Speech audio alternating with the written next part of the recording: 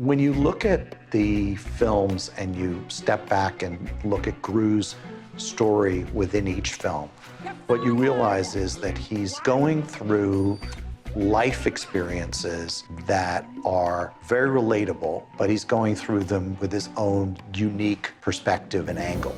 Obviously, in the first movie, it's very much about becoming a father. In the second movie, he falls in love. In the third movie, we were looking at further life experiences. There's kind of a paradox when you do a sequel because you have characters that you've worked with before, and so you know those characters more intimately. You know what they'll do. You know how they're going to respond in a particular situation, but you don't want to go back to those same situations that you've done before. You want to try to find something new in the storytelling.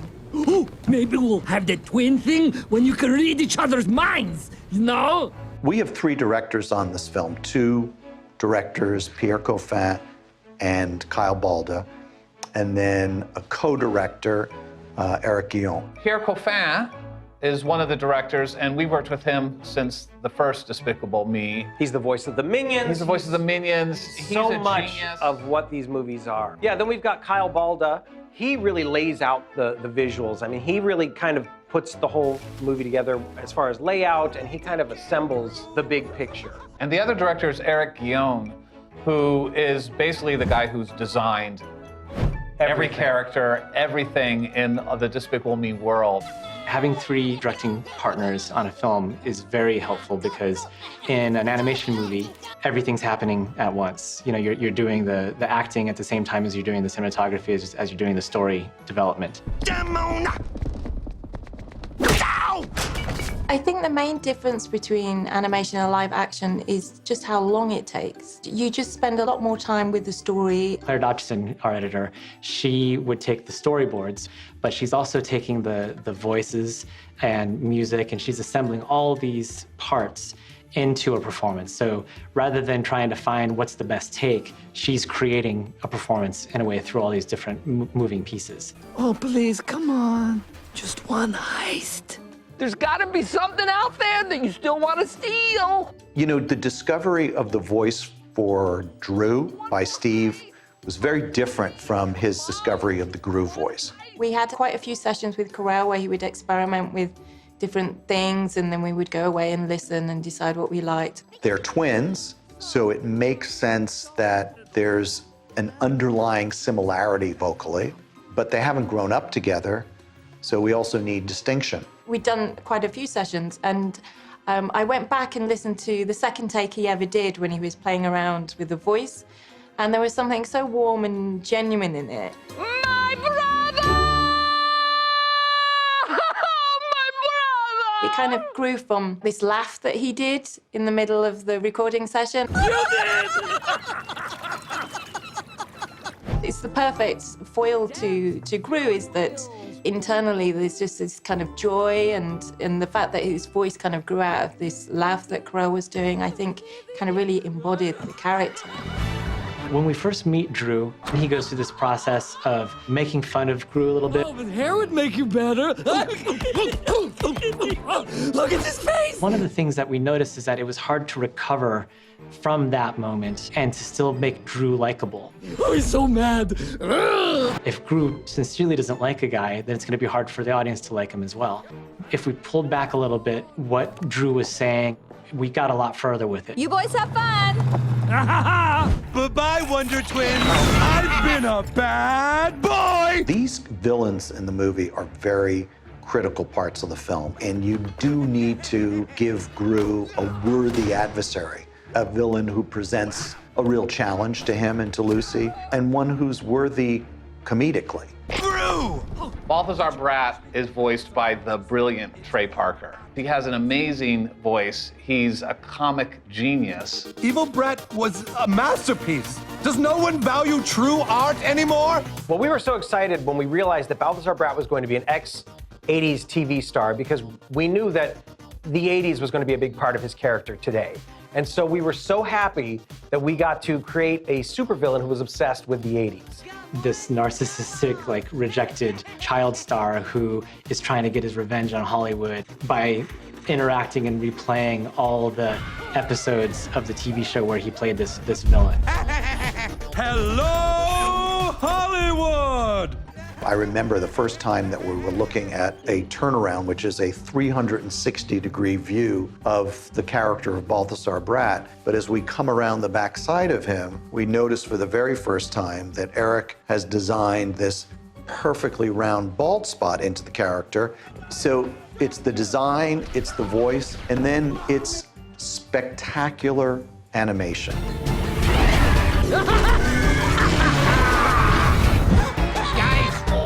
When you make one of these sequels, you have two driving goals. One is to honor the elements in the film that we now know that audiences love. And the second is to create new, fresh experiences, characters within the film that make it really dynamic. The challenge then becomes, how do you find the new material and where can you take these characters that we haven't seen before? Now they're being faced with this conflict or this obstacle. Love you! Right. What's Gru gonna do? How's he gonna deal with this? And how's he gonna deal with it in that way that makes us love Gru and appreciate who he is? I love you too. All right, have you go to bed.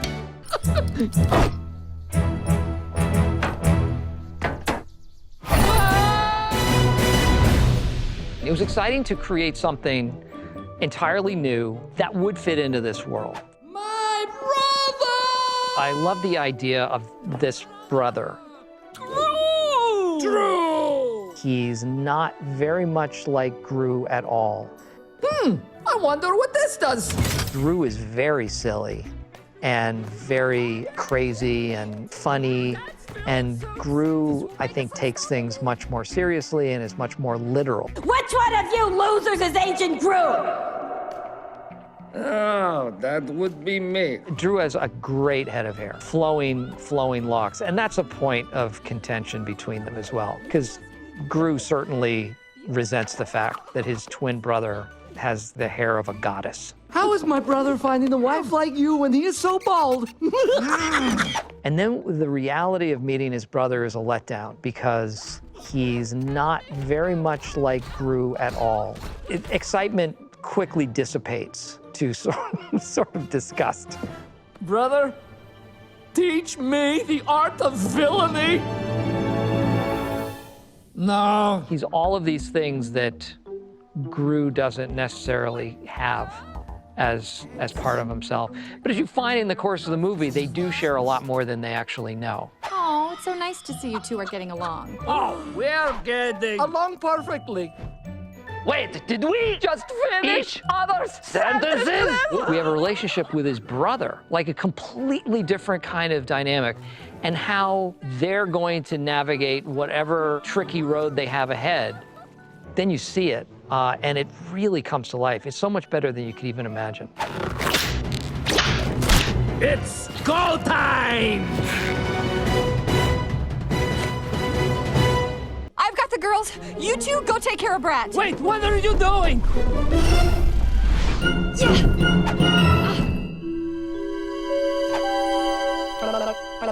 Lucy's life definitely changed a lot. Agents Grucy are closing fast. Yes. Wait, what did you call us? Grucy, you know, Gru and Lucy mushed together. Try it. I like the fact that they're telling the story of, you know, a step family merging together and how it is to be a stepmom and how you have this relationship with these kids that you sort of have to figure out. Mother-daughter bonding time. Let's do it. Whoop, whoop. Bye. I think she likes Fredonia. She's trying to bond with her kids. They're out doing all these things in this foreign country. She's doing her best, but she knows she's not quite there. Lucy, can we get these, please? Okay, but only one each. I mean it. Oh, man. No, I don't. Get as many as you want. I don't care. Yay! Awesome! I kind of like that they showed that struggle in her a little bit. It's okay to tell them no sometimes, too, you know? Moms need to be tough. They're like a very happy family that's not really involved with the criminal world, just living a peaceful existence until...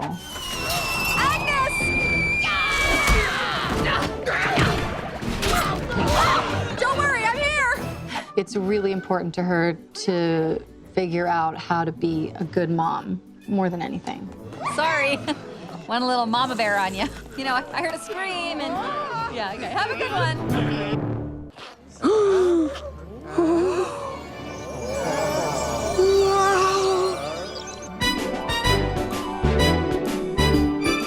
Hey there, I'm Margot. When I started, I really was like the age that she really is in the movie. So yeah, I've definitely like grown up a lot since I started it. Fredonia! Fredonia! Fredonia! I think Margot loves Gru a lot, but she's super excited to meet his brother. And I think kind of like anytime kids meet somebody new, they're like, that person's the like cool new person. Oh, you are so mature. I'm guessing, what, 15? 15? She's 12. She looks 12 and will always be 12. Margot doesn't like Fredonia, and she kind of gives everybody a hard time. Like, there's a cheese festival in the movie, and she doesn't want to go to the cheese festival. Margot, just why don't you go up there? No way. Lucy keeps trying to kind of get Margot to just go out there and enjoy Fredonia and have fun and see what it's like, and Margot's not so into it. Oh, come on, just do it. What's the worst that could happen? Fine. She's the one that's giving Lucy the hardest time, for sure. Who is up for some gin rummy? Yeah, we're good. She's kind of having trouble getting used to Lucy being like a parental figure. Wow, that was crazy. Whoa! That was totally humiliating, taking a bite of that cheese. But then over the course of the film, you can see like that Margot knows Lucy's always gonna be there and that Lucy really does love her. And then you see Margot soften up and she's a lot nicer to Lucy. Look, Margot, I think we just need to, Over the course of the film, you really see my character Margot acting a little bit older. It's definitely fun. It kind of makes me think of like my childhood and growing up. Thank you, Margot, thank you! Edith! I can tell that you are a little mischievous. We're gonna have to make a little trouble later. Well, I already have! Edith is a huge troublemaker. She loves messing with her sisters, something that I can kind of relate to because I do have an older sister. And here she is, the fearless unicorn hunter. Edith, stop it! She's very much a tomboy, but she wears pink. I just think it's a really cool, you know, like juxtaposition, I guess. But she also has a warm heart, despite the fact that she seems so tough. She's not your average kid. Oh, did you take that guy down? Did anything explode? When I started working on the first film, I was only 11 years old. And then for the second movie, I was 15 or 16. When we started working on the third one, I was 19 years old. I'm almost 20 now. Agnes thinks she's gonna find a real unicorn in the woods tomorrow. She's totally freaking out. I think the biggest challenge was when my voice jumped from 11 years old to 15 years old. I definitely have to make my voice sound younger, which is so much fun because I get to kind of live in the body of a little girl and, you know, act young and crazy again because I have to be responsible now that I'm older. Can we go back now? I love recording the voice of Edith because I get to play with all of her lines. Yeah, I'll let someone else burst her bubble. There's definitely a challenge with not having anyone else in the room because you might be really sassy in one moment and really sad the next or scared, and you don't have anyone else to really play off with as much. Yeah, we're fine. Are you? And it really is a great opportunity to use your imagination. Fritz, my good fellow, could you get me another napkin, please? Overall, these films have meant a lot to me just because it's about family. And you know, having these films is something that I can hang on to remind me that, you know, no matter where I am, that my family is there for me. You know, both my Despicable Me family and my regular family. It's a unicorn!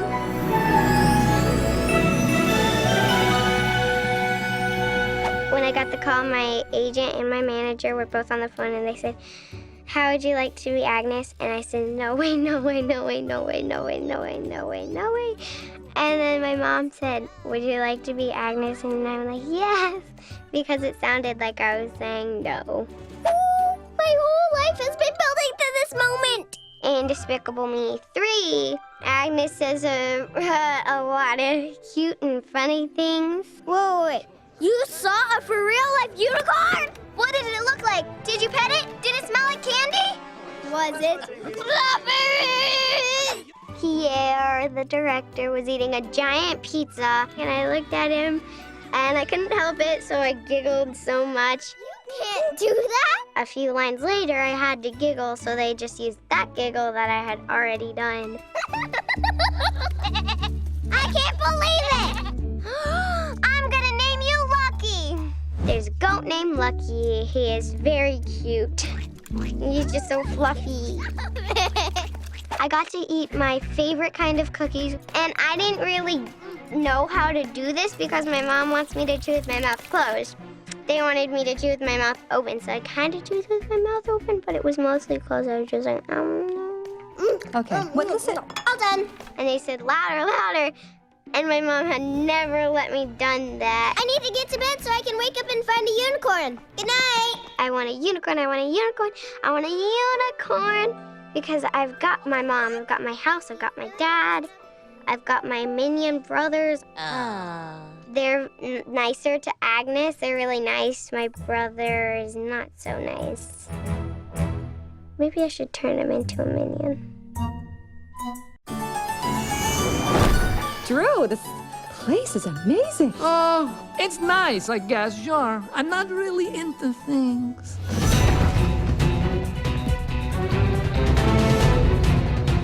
Come on, this is gonna be fun!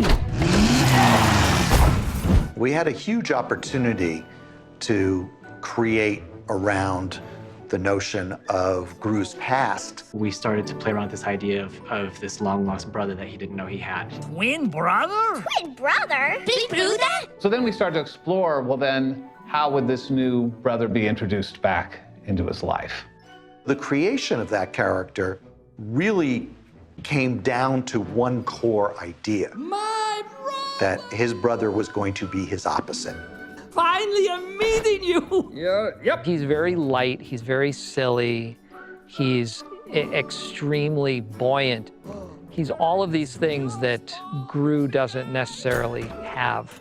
There was a lot of kind of conflict and sibling rivalry that you could play with. Ow! And we just thought that would just be a great pair to see on screen together. The police are gonna get us! Ah, bring it out! We tried to find so many different ways to differentiate Drew and Gru's character in terms of their emotions and their personalities. But visually, we wanted to go for something even more graphic where Drew's always in white and Gru's always in black. Oh, I chihuahua. I call the black one. Gru is more punched, and Drew is a bit more up straight in his always smiling. I think there is a visual distinction between Gru and Drew, which is light and dark. And that really does speak to their personalities. But we also have fun with what is really inside of those characters. The one that's light, maybe he's not always light. The one that's in dark, maybe there's some light inside him. They do share a lot more than they actually know. What might seem like a polar opposite personality at first isn't necessarily that. When we get to know Drew a little bit better and we start to see his more vulnerable side, that we can start to sympathize with him in a way that you need to for the story. And if you didn't have that, it loses its balance between, the Drew-Gru relationship. You're gonna be just fine. I got your back. When Steve Carell first started to explore Drew's character, we showed him artwork, tried to give him some visual cues about who this guy is. We played around a lot with how high his voice was and how he spoke, the tempo of his voice. We wanted to make sure that the two of them were vocally distinct. When he started laughing like Drew, that unlocked the whole character. And then when you finally start to narrow in on something, you start to kind of get a sense of who this guy is, then it starts to fall into place. Oh, face it, Gru, villainy is still in your blood. You can't tell me you don't miss the rush just a little bit. Usually I would do one of the characters first and do all of those lines as that character, and then I'd go back and I would do the other side, and I would do the character of the brother. Whoa, wait. So our dad was a villain? The movies work, I think, because they're broad and funny and fun, but there's also an emotional resonance that runs through the center of them. And in this movie, part of that revolves around the discovery of a half of your family that you never knew. It's always exciting to animate new characters like Drew, I can't tell you how many times I've impressed my kids' friends by pulling out the Gru voice every now and then. Hey, I thought we said no more villainy. But now, with any luck, I'll be able to pull out the Drew voice and get the same reaction. Sorry, brother! Somebody's got to keep the family tradition alive!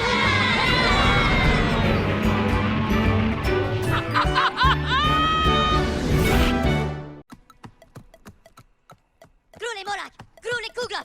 Go, go, go! Vite, hein? C'est pas là!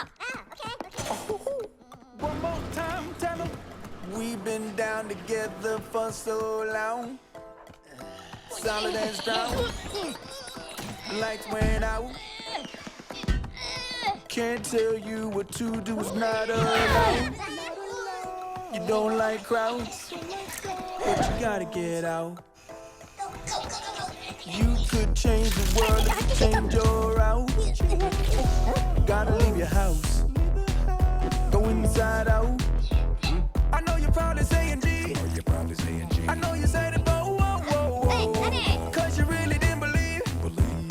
You didn't think that we would go, go, go. Well, you know what they say about the show. Even if you don't play, it must go on. You decided to stay. You wanna be home, but don't take it no way. Me and my bitches got to do it. Pour l'ami Kouglov, la picoutaine. Clé au sucre, pas la bonne Nutella. Comme ici. One more time, tell me just got to do it.